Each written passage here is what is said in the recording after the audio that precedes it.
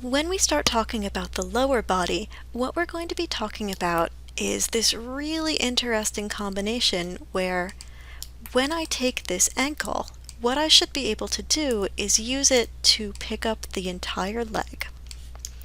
Because what happens with the lower body isn't the same as with the upper body. With the upper body, we focus on the way that joints rotate and feed down the chain. But with the lower body, what we want to do is we want to build ways that we can start working back up the chain so that the foot can pick up the entire leg. That is called inverse kinematics. And as a quick example, if I go to the skeleton menu, I'm going to go to Create IK Handle. I like to run this through the option box the first time I do. I want to be sure that I am making a rotate plane solver. And now I'll just click on the right hip and the right ankle. Press Q to move to the Select tool. And now I've got this device called IK Handle 1. IK Handle 1 will indeed let me use the ankle to rotate the knee and pick up the leg. So that's pretty cool. I'm going to take this and I'm going to name this RT Ankle IK Handle. Now I like to name my IK handles with the name of the lowest joint that I clicked on, and that is to make sure that I have really good continuity with my naming. This particular handle affects the knee and the hip as well.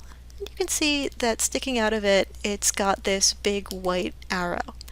The arrow determines the direction in which the IK bends, and you can see that as I pick up the ankle, it's going to bend in the direction of the arrow.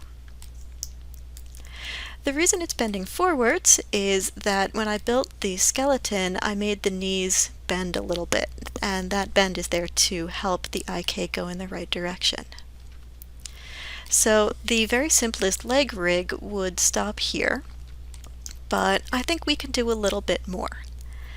There's a trick in rigging where, in addition to having one IK handle here, I can put in a second and a third one, and I can use that to create a situation where when the ball of the foot rotates, it allows me to move back up the chain so that I can pop my heel up off the ground, which, as you probably noticed, is really important when people are walking. So let me go ahead and create two more IK handles. We'll just go here. The second one, I'm going to go from the ankle to the ball. I'll call this right ball IK handle. And then the third one is going to go from the ball to the toe. And I'll call this one my right toe IK handle. I am going to do the same thing on the left side, so I'll just press G to restart the IK handle tool. I'll do one. We'll call this left ankle IK handle. Press G to restart. This one goes from the ankle to the ball, so this will become my left ball IK handle.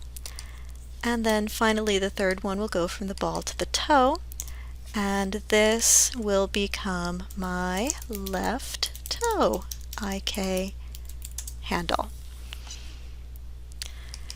Now, with those 6 IK handles in place, not much is going to happen yet. So what I'm going to do is I'm going to pause here and I'm going to talk about the control structure that we're going to need in order to make these IK handles really work. And this is going to be a two-part control structure. First, we're going to create a control for the IK handles themselves, and then we'll create a control for those controls. So it's a little complicated, but hopefully this part was simple enough. All you have to do is make an IK handle that goes from the hip to the ankle, one from the ankle to the ball, and one from the ball to the toe. So when you're ready for a little more complexity, come and join me in the next video.